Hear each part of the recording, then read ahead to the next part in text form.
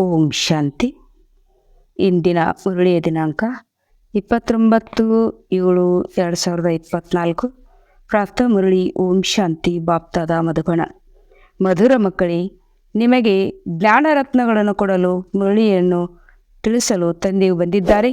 ಆದ್ದರಿಂದ ನೀವು ಮುರಳಿಯನ್ನೆಂದು ತಪ್ಪಿಸಬಾರದು. ಮುರಳಿಯೊಂದಿಗೆ ಪ್ರೀತಿ ಇಲ್ಲವೆಂದರೆ ತಂದೆಯೊಂದಿಗೆ ಪ್ರೀತಿ ಇಲ್ಲ. ಪ್ರಶ್ನೆ: ಎಲ್ಲದಕ್ಕಿಂತ ಒಳ್ಳೆಯ ಕ್ಯಾರೆಕ್ಟರ್ ಅಂದರೆ ನಡವಳಿಕೆ ಯಾವುದು? ಯಾವುದನ್ನು ನೀವು ಜ್ಞಾನದಿಂದ ಧಾರಣೆ ಮಾಡುತ್ತೀರಿ?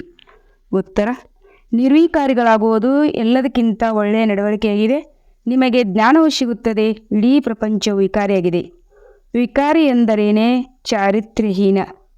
ತಂದೆಯು ನಿರ್ವಿಕಾರಿ ಪ್ರಪಂಚವನ್ನು ಸ್ಥಾಪನೆ ಮಾಡಲು ಬಂದಿದ್ದಾರೆ. ನಿರ್ವಿಕಾರಿ ದೇವತೆಗಳು ಚಾರಿತ್ರ್ಯವಂತರಾಗಿದ್ದಾರೆ. ತಂದೆಯ ನೆನಪಿನಿಂದಲೇ ಈ ನಡವಳಿಕೆಯು ಸುಧಾರಣೆಯಾಗುತ್ತದೆ. ಓಂ ಶಾಂತಿ. ಮಕ್ಕಳೇ, ನೀವು ವಿದ್ಯಾಭ್ಯಾಸವನ್ನೆಂದೂ ತಪ್ಪಿಸಬಾರದು. ಒಂದು ವೇಳೆ ವಿದ್ಯೆಯನ್ನು ತಪ್ಪಿಸುತ್ತೀರೆಂದರೆ ಪದವಿಯಿಂದಲೂ ತಪ್ಪಿಸಿಕೊಳ್ಳುತ್ತೀರಿ. ಮಧುರಾತಿ ಮಧುರ ಆತ್ಮೀಯ ಮಕ್ಕಳು, ಎಲ್ಲಿ ಕುಳಿತಿದ್ದೀರಿ? ಈಶ್ವರಿ ಆಧ್ಯಾತ್ಮಿಕ ವಿಶ್ವವಿದ್ಯಾಲಯದಲ್ಲಿ ಮಕ್ಕಳಿಗೆ ಇದೂ ಸಹ ತಿಳಿದಿದೆ. ಪ್ರತಿ 5,000 ವರ್ಷಗಳ ನಂತರ ನಾವು ಈ ವಿಶ್ವವಿದ್ಯಾಲಯದಲ್ಲಿ ದಾಖಲೆಯಾಗುತ್ತೇವೆ. ತಂದೆಯೂ ಆಗಿದ್ದಾರೆ, ಶಿಕ್ಷಕನೂ ಆಗಿದ್ದಾರೆ, ಗುರುವೂ ಆಗಿದ್ದಾರೆ. ಹಾಗೆ ನೋಡಿದರೆ ಗುರುವಿನ ಮೂರ್ತಿಯೇ ಬೇರೆ, ತಂದೆಯದು ಬೇರೆ. ಶಿಕ್ಷಕರದು ಬೇರೆ ಇರುತ್ತದೆ, ಆದರೆ ಈ ಮೂರ್ತಿಯು ಒಂದೇ ಇದೆ. ಆದರೆ ಮೂವರು ಆಗಿದ್ದಾರೆ, ಅರ್ಥಾತ್ ತಂದೆಯೂ ಆಗಿದ್ದಾರೆ, ಶಿಕ್ಷಕನೂ ಆಗುತ್ತಾರೆ, ಗುರುವೂ ಆಗುತ್ತಾರೆ. ಮನುಷ್ಯನ ಜೀವನದಲ್ಲಿ ಈ 3 ಸಂಬಂಧಗಳು ಮುಖ್ಯವಾಗಿದೆ. ತಂದೆ, ಶಿಕ್ಷಕ, ಗುರು ಅವರೇ ಆಗಿದ್ದಾರೆ. 3 ಪಾತ್ರವನ್ನು ತಾವೇ ಅಭಿನಯಿಸುತ್ತಾರೆ. ಈ ಒಂದೊಂದು ಮಾತುಗಳನ್ನು ತಿಳಿದುಕೊಳ್ಳುವುದರಿಂದ ನೀವು ಮಕ್ಕಳಿಗೆ ಬಹಳ ಖುಷಿಯಾಗಬೇಕು. ಮತ್ತು ಇಂತಹ ತ್ರಿಮೂರ್ತಿ ವಿಶ್ವವಿದ್ಯಾಲಯಕ್ಕೆ ಅನೇಕರನ್ನು ಕರೆದುಕೊಂಡು ಬಂದು ದಾಖಲು ಮಾಡಬೇಕು. ಯಾವ ವಿಶ್ವವಿದ್ಯಾಲಯದಲ್ಲಿ ಒಳ್ಳೆಯ ವಿದ್ಯೆ ಇರುತ್ತದೆ ಎಂದರೆ ಅಲ್ಲಿ ಓದುವರು ಅನ್ಯರಿಗೂ ಸಹ ಈ ವಿಶ್ವವಿದ್ಯಾಲಯದಲ್ಲಿ ಓದಿ ಇಲ್ಲಿ ಒಳ್ಳೆಯ ಜ್ಞಾನ ಸಿಗುತ್ತದೆ ಮತ್ತು ನಡವಳಿಕೆಯ ಸುಧಾರಣೆಯಾಗುತ್ತದೆ ಎಂದು ತಿಳಿಸುತ್ತಾರೆ.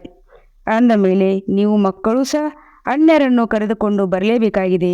ಮಾತೆಯರಿಗೆ, ಪುರುಷರಿಗೆ ತಿಳಿಸಬೇಕು. ನೋಡಿ, ಇವರು ತಂದೆಯೂ ಆಗಿದ್ದಾರೆ, ಶಿಕ್ಷಕನೂ ಆಗಿದ್ದಾರೆ, ಗುರುವೂ ಆಗಿದ್ದಾರೆ. ಈ ರೀತಿ ತಿಳಿಸುತ್ತೇವೆ ಅಥವಾ ಇಲ್ಲವೇ ಎಂಬುದನ್ನು ಪ್ರತಿಯೊಬ್ಬರೂ ತಮ್ಮ ಹೃದಯದಿಂದ ಕೇಳಿಕೊಳ್ಳಬಹುದು. ಕೆಲವೊಮ್ಮೆ ತಮ್ಮ ಮಿತ್ರ ಸಂಬಂಧಿಗಳು ತಮ್ಮ ಸಖಿಯರಿಗೆ ತಿಳಿಸುತ್ತಾರೆ. ಇವರು ಪಾರಲೌಕಿಕ ತಂದೆಯೂ ಆಗಿದ್ದಾರೆ, ಶಿಕ್ಷಕನೂ ಆಗಿದ್ದಾರೆ, ಸದ್ಗುರು ಆಗಿದ್ದಾರೆ. ತಂದೆಯು ಶ್ರೇಷ್ಠ ದೇವತೆಗಳನ್ನಾಗಿ ಮಾಡುವರಾಗಿದ್ದಾರೆ. ತಂದೆಯು ತನ್ನ ಸಮಾನ ತಂದೆಯನ್ನಾಗಿ ಮಾಡುವುದಿಲ್ಲ. ಬಾಕಿ ಅವರ ಮಹಿಮೆ ಏನಿದೆ ಅದರಲ್ಲಿ ತಮ್ಮ ಸಮಾನ ಮಾಡುತ್ತಾರೆ. ತಂದೆಯ ಕರ್ತವ್ಯವಾಗಿದೆ ಪಾಲನೆ ಮಾಡುವುದು ಮತ್ತು ಪ್ರೀತಿ ಮಾಡುವುದು. ಅಂದ ಮೇಲೆ ಇಂತಹ ತಂದೆಯನ್ನು ಅವಶ್ಯವಾಗಿ ನೆನಪು ಮಾಡಬೇಕು. ಅವರ ಹೋಲಿಕೆ ಮತ್ತಾರೊಂದಿಗೆ ಮಾಡಲು ಸಾಧ್ಯವಿಲ್ಲ. ಬಲ ಗುರುವಿನಿಂದ ಶಾಂತಿ ಸಿಗುತ್ತದೆ ಎಂದು ಹೇಳುತ್ತಾರೆ, ಆದರೆ ಇಲ್ಲಂತೂ ವಿಶ್ವದ ಮಾಲೀಕರನ್ನಾಗಿ ಮಾಡುತ್ತಾರೆ. ನಾನು ಎಲ್ಲ ಆತ್ಮಗಳ ತಂದೆಯಾಗಿದ್ದೇನೆ ಎಂದು ಯಾರೂ ಹೇಳುವುದಿಲ್ಲ.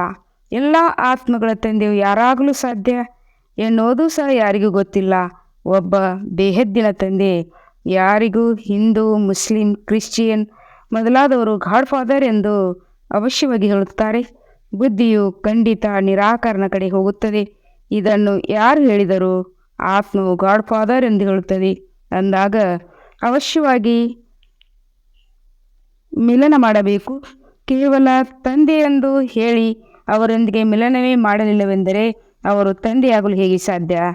ತಂದೆಯು ಇಡೀ ಪ್ರಪಂಚದ ಮಕ್ಕಳ ಯಾವ ಆಶೆ ಇದೆ ಅದನ್ನು ಪೂರ್ಣ ಮಾಡುತ್ತಾರೆ. ನಾವು ಶಾಂತಿಧಾಮಕ್ಕೆ ಹೋಗಬೇಕೆಂದು ಎಲ್ಲರಿಗೂ ಕಾಮನೆ ಇರುತ್ತದೆ. ಆತ್ಮಕ್ಕೆ ಮನೆಯು ನೆನಪಿಗೆ ಬರುತ್ತದೆ, ಏಕೆಂದರೆ ಆತ್ಮವು ರಾವಣ ರಾಜ್ಯದಲ್ಲಿ ಸುಸ್ತಾಗಿಬಿಟ್ಟಿದೆ. ಆಂಗ್ಲ ಭಾಷೆಯಲ್ಲಿಯೂ ಸಹ ಓ ಗಾಡ್ ಫಾದರ್ ಅಬ್ರೇಟ್ ಮಾಡಿ ಎಂದು ಹೇಳುತ್ತಾರೆ.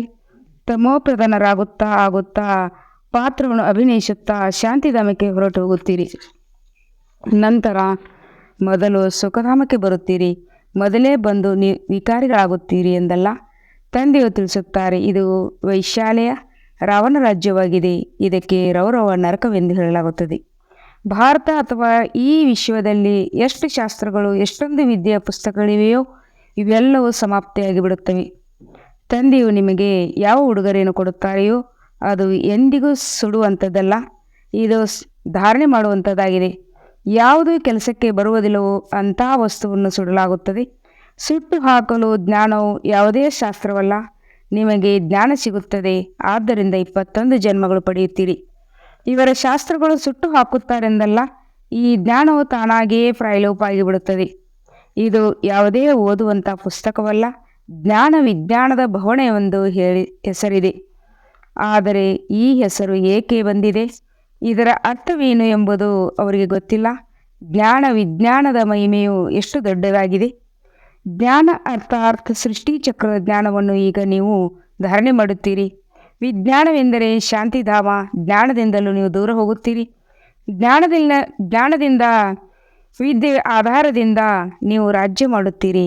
ನಿಮಗೆ ಗೊತ್ತಿದೆ, ನಾವು ಆತ್ಮಗಳಿಗೆ ತಂದೆಯು ಬಂದು ಓದಿಸುತ್ತಾರೆ. ಇಲ್ಲವೆಂದಾದರೆ ಭಗವಾನ್ ವಾಚ್ ಎಂಬುದು ಇರುತ್ತಲೇ ಇರಲಿಲ್ಲ. ಶಾಸ್ತ್ರಗಳನ್ನು ಓದಿ ಬರುವುದಿಲ್ಲ. ಭಗವಂತನಂತೂ ಜ್ಞಾನ ವಿಜ್ಞಾನ ಎರಡೂ ಇದೆ. ಯಾರು ಯಾವ ರೀತಿ ಇದ್ದಾರೆಯೋ ಆ ರೀತಿ ಮಾಡುತ್ತಾರೆ. ಇವು ಬಹಳ ಸೂಕ್ಷ್ಮವಾದ ಮಾತುಗಳಾಗಿವೆ.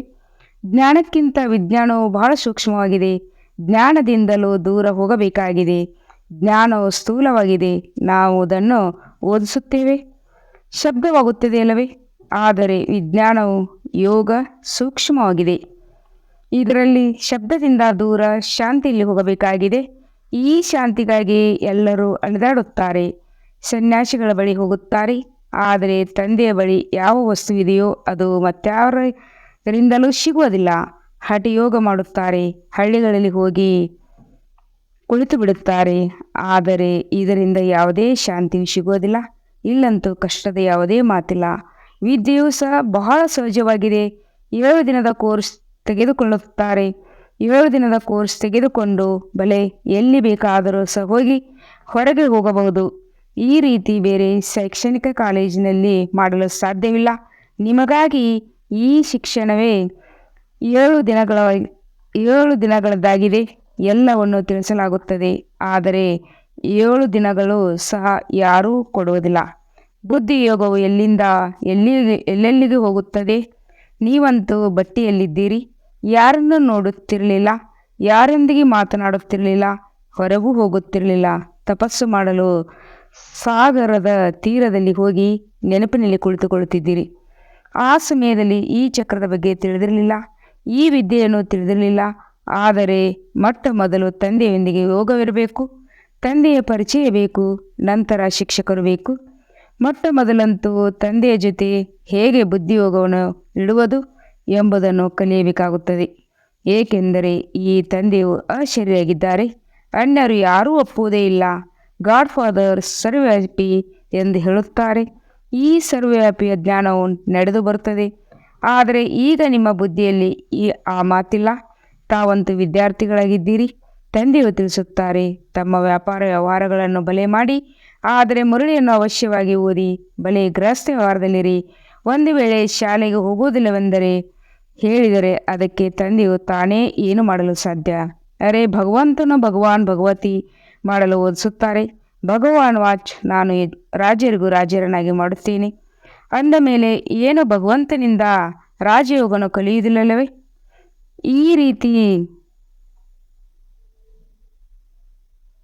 ಈ ರೀತಿ ಕಲಿಯದೆ ಯಾರೂ ನಿಲ್ಲಲು ಸಾಧ್ಯ.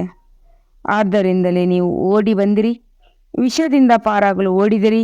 ಬಂದ ಬಟ್ಟೆಯಲ್ಲಿ ಕುಳಿತಿರಿ. ಇದರಿಂದ ಯಾರೂ ನೋಡಲು ಸಾಧ್ಯವಾಗಬಾರದು, ಮಿಲನ ಮಾಡಲು ಸಾಧ್ಯವಾಗಬಾರದು ಎಂದು. ಯಾರನ್ನು ನೋಡುತ್ತಿರಲಿಲ್ಲ ಅಂದ ಮೇಲೆ ಯಾರೊಂದಿಗೆ ಮನಸ್ಸಿನಿಡುವುದು? ಇದು ಮಕ್ಕಳಿಗೆ ನಿಶ್ಚಯವಿದೆ. ಇದನ್ನು ಭಗವಂತನು ಓದಿಸುತ್ತಾರೆ. ಆದರೆ ಇಂಥ ವಿದ್ಯೆಯನ್ನು ಓದುವುದಕ್ಕೂ ಸಹ ಕಾಯಿಲೆಯಾಗಿದೆ. ಕೆಲಸವಿದೆ, ಅದು ಇದೆ ಎಂದು ನೆಪ ಹೇಳುತ್ತಾರೆ. ತಂದೆಯಂತೂ ಬೇರೆ ಸಮಯದಲ್ಲಿ ಮುರಳಿ ಕೇಳುವುದಕ್ಕೂ ಅವಕಾಶ ಕೊಡುತ್ತಾರೆ. ಇತ್ತೀಚೆಗೆ ಶಾಲೆಯು ಬಹಳಷ್ಟು ಶಿಫ್ಟ್ಗಳಿರ್ತವೆ. ಇಲ್ಲಿ ಯಾವುದೇ ಹೆಚ್ಚಿನ ವಿದ್ಯೆಯಂತೂ ಇಲ್ಲ. ಕೇವಲ ತಂದೆ ಮತ್ತು ರಾಜ್ಯಭಾಗ್ಯವನ್ನು ತಿಳಿಯಲು ಒಳ್ಳೆಯ ಬುದ್ಧಿ ಬೇಕು. ಅಲ್ಪ್ ಮತ್ತು ಬೇ ಇವೆರಡನ್ನು ನೆನಪು ಮಾಡಿ ಎಲ್ಲರಿಗೂ ತಿಳಿಸಿ. ತ್ರಿಮೂರ್ತಿಯನ್ನಂತೂ ಅನೇಕರು ರಚಿಸುತ್ತಾರೆ, ಆದರೆ ಮೇಲೆ ಶಿವತಂದೆಯನ್ನು ತೋರಿಸುವುದಿಲ್ಲ. ಅಂದ ಮೇಲೆ ಗೀತೆಯ ಭಗವಂತ ಶಿವ ಇವರ ಮೂಲಕವೇ ಜ್ಞಾನವನ್ನು ತೆಗೆದುಕೊಂಡು ವಿಷ್ಣು ಆಗುತ್ತಾರೆಂದು ಮನುಷ್ಯರಿಗೆ ಅರ್ಥವಾಗುತ್ತದೆಯೇ? ರಾಜಯೋಗವಾಗಿದೆಯಲ್ಲವೇ?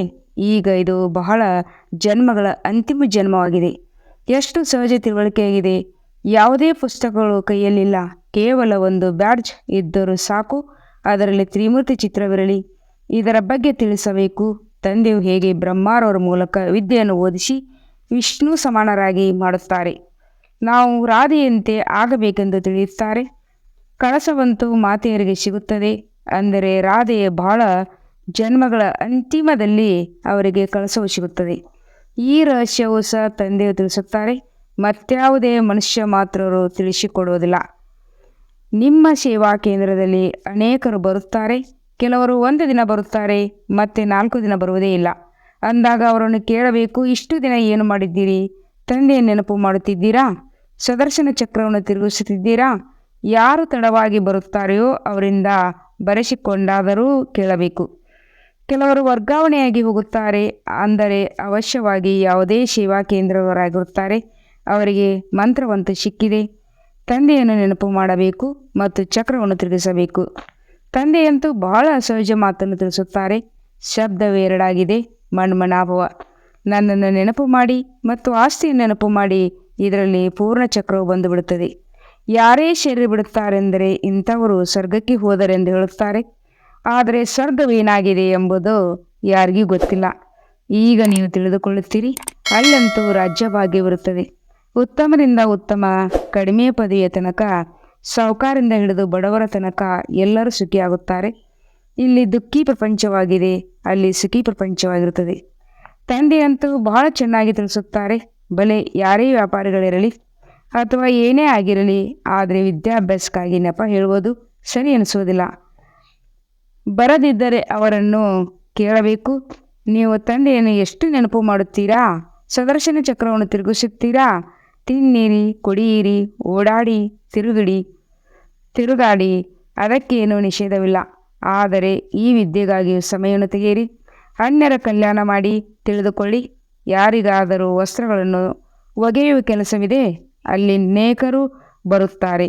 ಬಲೆ ಮುಸ್ಲಿಮರಿರಬಹುದು, ಪಾರಸಿಗಳಿರಬಹುದು, ಹಿಂದೂಗಳಿರಬಹುದು. ಒಳ್ಳೆ ಮುಸ್ಲಿಂ ಇರಬಹುದು, ಪಾರಸಿಗಳಿರಬಹುದು, ಹಿಂದೂಗಳಿರಬಹುದು. ತಿಳಿಸಿ, ನೀವು ಸ್ಥೂಲ ಬಟ್ಟೆಗಳನ್ನು ಒಗೆಯುತ್ತೀರಿ. ಆದರೆ ಈ ನಿಮ್ಮ ಶರೀರವಂತೂ ಹಳೆಯ ಮೈಲಿಗೆ ವಸ್ತ್ರವಾಗಿದೆ. ಆತ್ಮವು ಸಹ ತಮೋಪ್ರಧಾನವಾಗಿದೆ. ಅದನ್ನು ಸತೋಪ್ರಧಾನ ಸ್ವಚ್ಛವನ್ನಾಗಿ ಮಾಡಬೇಕಾಗಿದೆ. ಈ ಇಡೀ ಪ್ರಪಂಚವು ತಮೋಪ್ರಧಾನ, ಕಲಿಯುಗೆ ಹಳೆಯದಾಗಿದೆ. ತಮೋಪ್ರಧಾನದಿಂದ ಸತೋಪ್ರಧಾನರಾಗಲು ಲಕ್ಷ್ಯ ಇದೆಯಲ್ಲವೇ? ತಿಳಿದುಕೊಳ್ಳಿ ಅಥವಾ ತಿಳಿದುಕೊಳ್ಳದಿರಿ, ಮಾಡದೇ ಇರಿ, ಅದು ನಿಮ್ಮಿಷ್ಟ. ನೀವು ಆತ್ಮರಾಗಿದ್ದಿರಲ್ಲವೇ? ಆತ್ಮ ಅವಶ್ಯವಾಗಿ ಪವಿತ್ರ ಆಗಬೇಕು. ಈಗಂತೂ ನಮ್ಮ ಆತ್ಮ ಅಪವಿತ್ರವಾಗಿದೆ. ಆತ್ಮ ಮತ್ತು ಶರೀರ ಎರಡೂ ಮೈಲಿಗೆಯಾಗಿದೆ. ಅವುಗಳನ್ನು ಸ್ವಚ್ಛ ಮಾಡಲು ತಂದೆಯನ್ನು ನೆನಪು ಮಾಡಿ. ಆಗ ಖಂಡಿತವಾಗಿ ನಿಮ್ಮ ಆತ್ಮ ಸಂಪೂರ್ಣ 100% ಪವಿತ್ರ ಚಿನ್ನವಾಗುತ್ತದೆ. ನಂತರ ಒಡೆಯು ಚೆನ್ನಾಗಿರುತ್ತದೆ. ಒಪ್ಪಿ ಅಥವಾ ಬಿಡಿ, ನಿಮ್ಮಿಷ್ಟ. ಇದು ಸಹ ಎಷ್ಟು ಸೇವಾ ಆಯಿತು. ವೈದ್ಯರ ಬಳಿ ಹೋಗಿ, ಕಾಲೇಜುಗಳಿಗೆ ಹೋಗಿ, ದೊಡ್ಡವರಿಗೆ ಹೋಗಿ ತಿಳಿಸಿ, ನಡವಳಿಕೆ ಬಹಳ ಚೆನ್ನಾಗಿರಬೇಕು.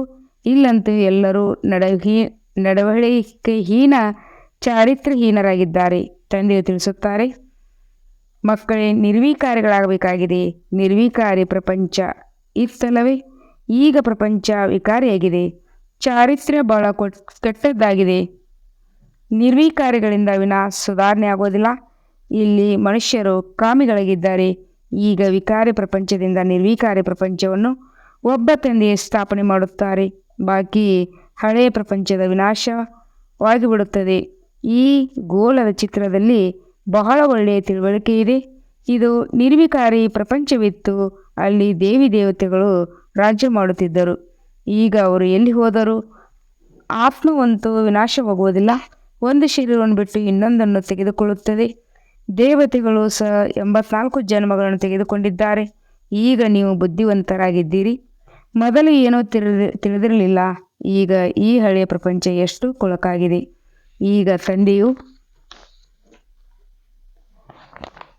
ಹೇಳುವುದು ಸರಿ ಎಂಬುದು ನೀವು ಅನುಭವ ಮಾಡುತ್ತೀರಿ. ಅಲ್ಲಂತೂ ಪವಿತ್ರ ಪ್ರಪಂಚವಾಗಿರುತ್ತದೆ. ಇಲ್ಲಿ ಪವಿತ್ರ ಪ್ರಪಂಚವಿಲ್ಲದ ಕಾರಣ ತಮಗೆ ದೇವತೆ ಬದಲಿಗೆ ಹಿಂದೂಗಳೆಂದು ಹೆಸರನ್ನಿಟ್ಟುಕೊಂಡಿದ್ದಾರೆ. ಹಿಂದೂಸ್ಥಾನದಲ್ಲಿರುವವರು ಹಿಂದೂಗಳೆಂದು ಹೇಳಿಬಿಡುತ್ತಾರೆ. ದೇವತೆಗಳು ಸ್ವರ್ಗದಲ್ಲಿದ್ದರು. ಈಗ ನೀವು ಈ ಚಕ್ರವನ್ನು ತಿಳಿದುಕೊಂಡಿದ್ದೀರಿ ಅಂದಾಗ ಯಾರು ಬುದ್ಧಿವಂತರಾಗಿದ್ದಾರೆಯೋ ಅವರು ಬಹಳ ಚೆನ್ನಾಗಿ ಅರ್ಥ ಮಾಡಿಕೊಳ್ಳುತ್ತಾರೆ. ನಂತರ ತಂದೆಯು ಹೇಗೆ ತಿಳಿಸುವರೋ ಹಾಗೆ ಕುಳಿತು ಪುನರಾವರ್ತನೆ ಮಾಡಬೇಕು. ಮುಖ್ಯ ಶಬ್ದಗಳನ್ನು ನೋಟ ಮಾಡಿಕೊಂಡು ನಂತರ ಹೇಳಿ, ತಂದೆ ಇಂತಿಂಥ ಅಂಶಗಳನ್ನು ತಿಳಿಸಿದ್ದಾರೆ ಹೇಳಿ. ನಾನಂತೂ ಗೀತಾಜ್ಞಾನವನ್ನು ಹೇಳುತ್ತೇನೆ. ಇದು ಗೀತೆಯ ಯುಗವೇ ಆಗಿದೆ. 4 ಯುಗಗಳಿವೆ. ಇದಂತೂ ಎಲ್ಲರಿಗೂ ಗೊತ್ತಿದೆ. ಇದು ಅಧಿಕ ಯುಗವಾಗಿದೆ. ಈ ಸಂಗಮ ಯುಗವು ಯಾರಿಗೂ ಗೊತ್ತಿಲ್ಲ. ನೀವು ತಿಳಿದುಕೊಂಡಿದ್ದೀರಿ. ಇದು ಪುರುಷೋತ್ತಮ ಸಂಗಮ ಯುಗವಾಗಿದೆ. ಮನುಷ್ಯರು ಶಿವ ಜಯಂತಿಯನ್ನು ಆಚರಿಸುತ್ತಾರೆ. ಆದರೆ ಅವರು ಯಾವಾಗ ಬಂದರು, ಏನು ಮಾಡಿದರು ಎಂಬುದು ಗೊತ್ತೇ ಇಲ್ಲ. ಶಿವ ಜಯಂತಿಯ ನಂತರ ಕೃಷ್ಣ ಜಯಂತಿ, ನಂತರ ರಾಮರ ಜಯಂತಿ, ಜಗದಂಬ ಜಯಂತಿ, ಜಗತ್ಪಿತರ ಜಯಂತಿ ಯಾರೂ ಆಚರಿಸುವುದಿಲ್ಲ. ಎಲ್ಲರೂ ನಂಬರ್ ವಾರ್ ಆಗಿ ಬರುತ್ತಾರಲ್ಲವೇ. ಈಗ ನಿಮಗೆ ಈ ಇಡೀ ಜ್ಞಾನವು ಸಿಗುತ್ತದೆ. ಒಳ್ಳೆಯದು.